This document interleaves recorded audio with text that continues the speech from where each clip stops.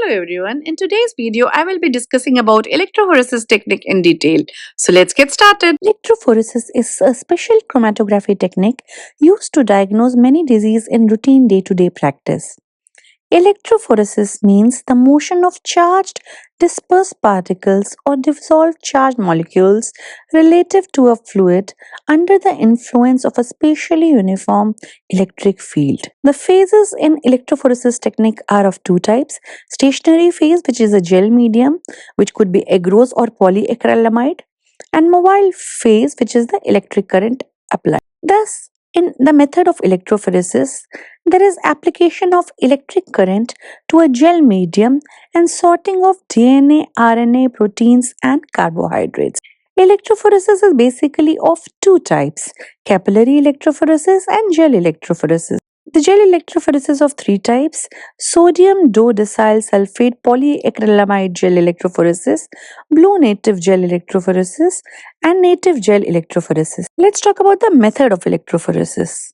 Well, gel material, which is made either from a synthetic polyacrylamide or natural agarose source, is placed in a gel running system that allows liquid buffer reservoirs to contact either end of the gel.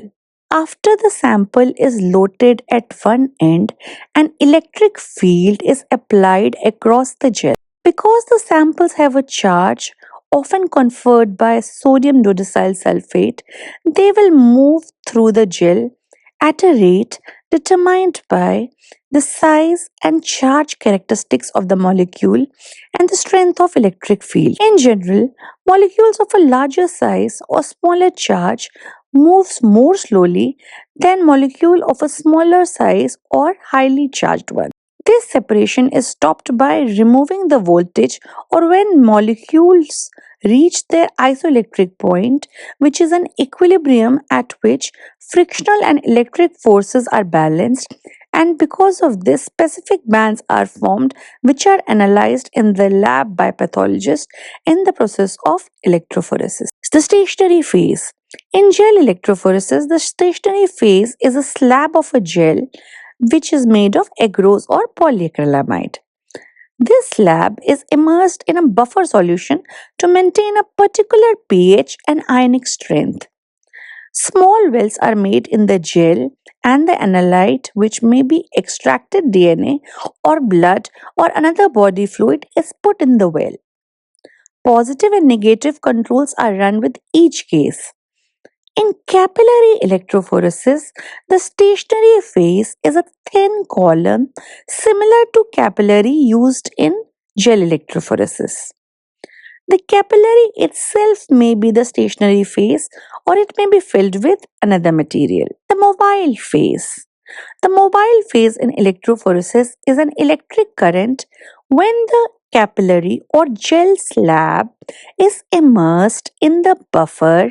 A power supply is connected that will deliver hundreds or thousands of volts to the system. This will give one end of the stationary phase a strong positive charge and the other end a strong negative charge. The buffer serves to put a positive or negative charge on the analyte components. During the separation, the analyte components will migrate towards the slide with the charge opposite to their own. In DNA analysis, for example, the DNA fragments usually have a negative charge and they migrate towards the positive side of the capillary or gel. DNA fragments that differ only slightly in size will still have different rates of migration and will be separated. Now let's talk about the applications of electrophoresis.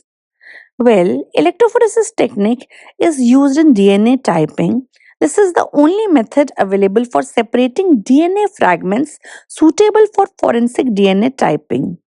For this, either gel or capillary electrophoresis can be used. Although drugs can be analyzed by a number of types of chromatography, capillary electrophoresis is the most sensitive of the methods. Capillary electrophoresis has been employed for examining explosive residues because it is more sensitive and has higher resolution then high-performance liquid chromatography.